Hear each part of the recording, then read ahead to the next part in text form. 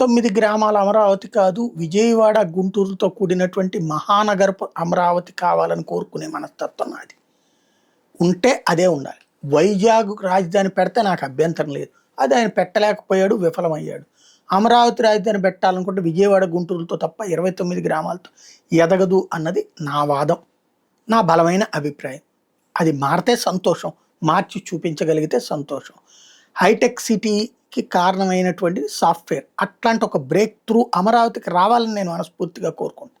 ఇప్పుడు అమరావతికి సంబంధించినటువంటిది క్వాంటమ్ అంటున్నారు. ఇప్పుడు అమరావతిని ప్రపంచంలోని మొదటి 5 క్వాంటమ్ హబ్బుల్లో ఒకటిగా తీర్చిదిద్దేలా ప్రతిష్టాత్మక క్వాంటమ్ వ్యాలీని ప్రభుత్వం ఏర్పాటు చేస్తోంది. నేషనల్ క్వాంటమ్ మిషన్ లక్ష్యాలను అందిపుచ్చుకుని దేశంలోని తొలి క్వాంటమ్ కంప్యూటర్ కేంద్రంగా మార్చబోతున్నారట. ప్రపంచ క్వాంటమ్ దినోత్సవాన్ని పురస్కరించుకుని నెల 14 దేశంలో మొదటి స్వదేశీ క్వాంటమ్ కంప్యూటర్ల టెస్టింగ్ రెఫరెన్స్ ఫెసిలిటీని చంద్రబాబు ప్రారంభిస్తారట.